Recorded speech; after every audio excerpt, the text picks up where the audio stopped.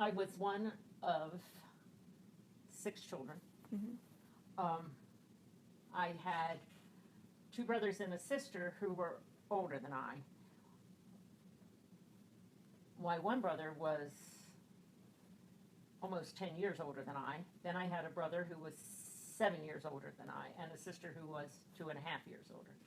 So then I was the youngest for 9 years when I had a younger brother, and then a year later a younger sister. So I was very typical middle child.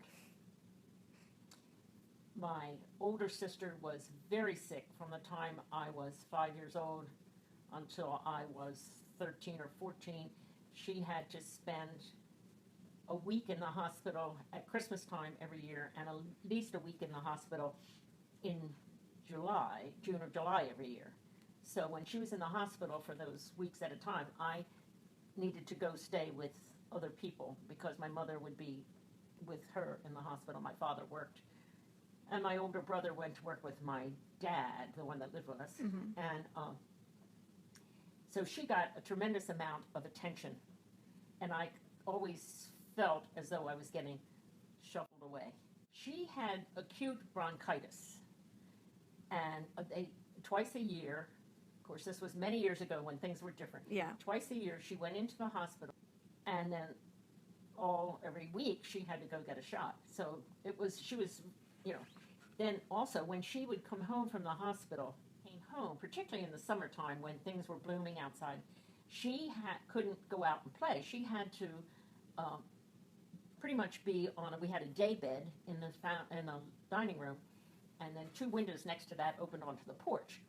And they would put her there on the day bed, and I would be her full-time entertainment. I would be on the porch playing dolls or paper dolls or whatever, coloring or whatever, so she could see me and feel she was with me, because they'd have those windows up. Yeah. So people laughed that I never learned to ride a bike, but she couldn't ride a bike, so I wasn't. Yeah. I didn't learn to swim because she couldn't swim, so I didn't learn to swim. Yeah. So, at the time, I just accepted it. That's the way it was. I didn't really think about the fact that everybody didn't live that life. Yeah. But, later in years, I look back and think, gee, that was different. Yeah. And then eventually, of course, my younger brother and sister came along, and my mother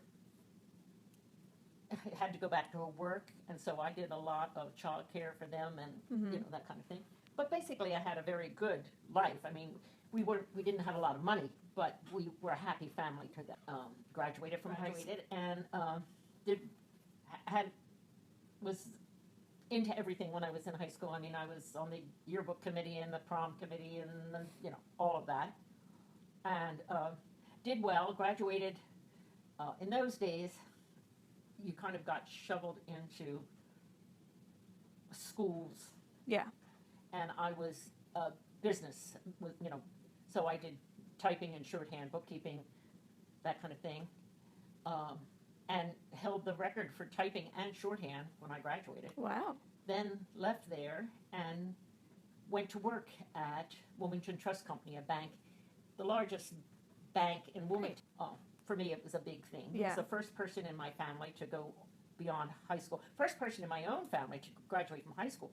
First Really? person in my extended family to go beyond high school. So then I finished school, and I was working, and in the meantime I had met grandfather.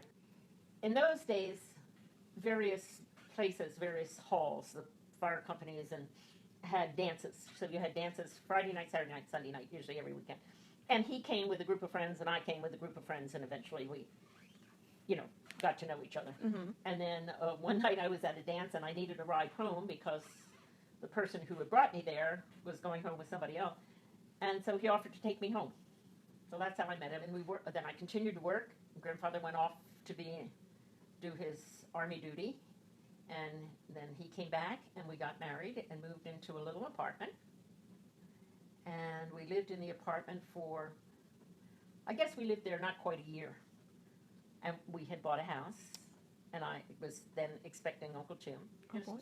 So shortly after your mom was born, maybe a year and a half after she was born, we moved to our big house, and then we had Ed and Jim and Mike. Yes, I parented much differently than my parents did, and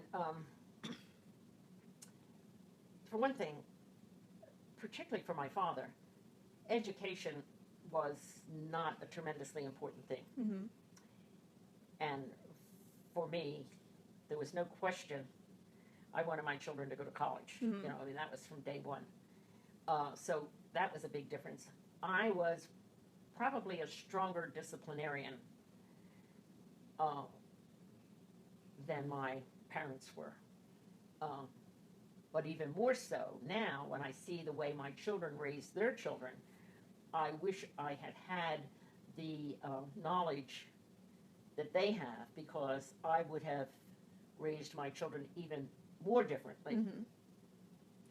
if I had the background that they have now. Mm-hmm. I admire the way they raise their children much more than the way I raised mine. Mm-hmm. And grandfather changed, I didn't work during that time, and grandfather changed jobs several times, and then eventually the company he was working for was closed, so we moved out here. Most difficult was leaving Grandma McNulty. My parents were then both dead. Well, yeah, my mom, of course, was killed, and she died when I was expecting your mom. Well, it impacted me greatly, because we lived just about 3 blocks. When she died, we lived only maybe 3 blocks away. Mm-hmm. Joan was 12. Bobby was 13. My father was, living with them at first. Then eventually, of course, because of circumstances, my sister Beverly moved in with them. Uh-huh. And she had 4 children. And she had to go to work because she didn't get any child support.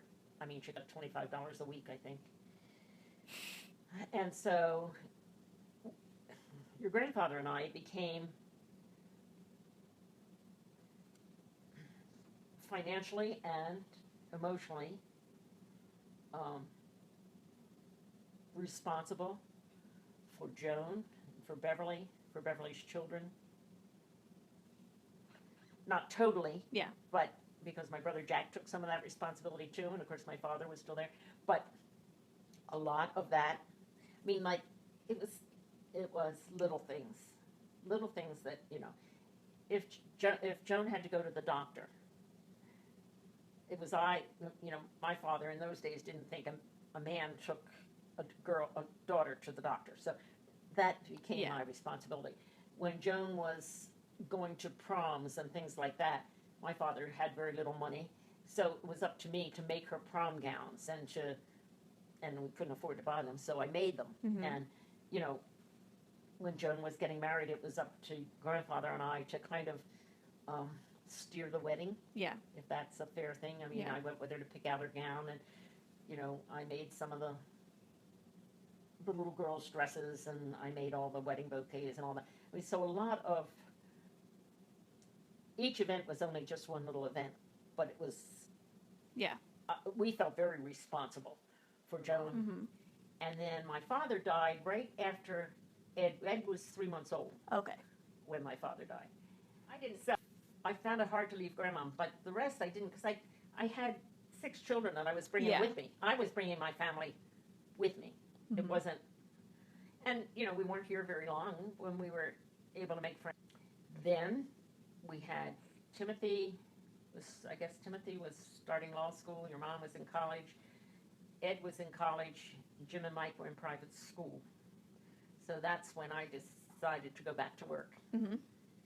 And first I went to work for the Register of Voters, and that was just seasonal. I only worked when there was going to be an election. I worked for 4 or 5 weeks each election. But then eventually I went to work for the Methodist Church.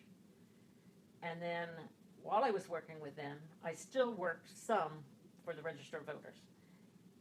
Then I left it there and went to work at the Lutheran Church.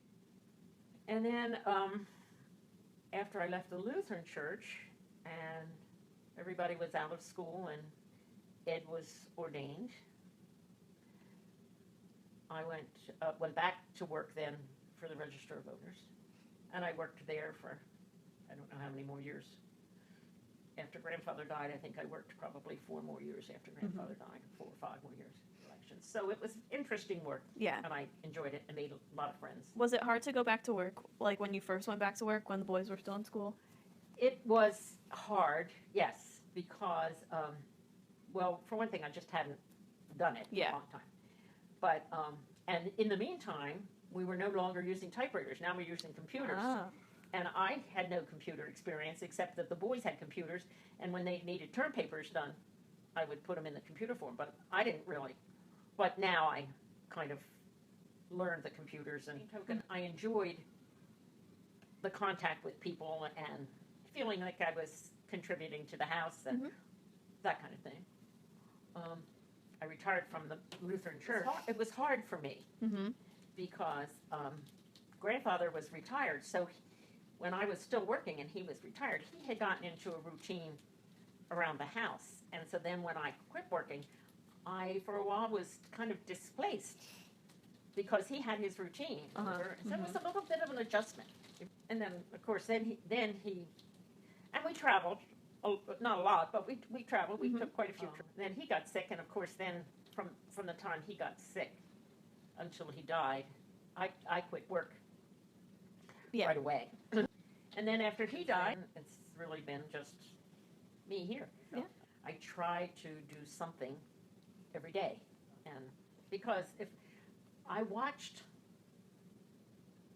Grandma McNulty, after Grandfather McNulty died, Grandma really didn't have much outside interest, and she had never learned to drive a car.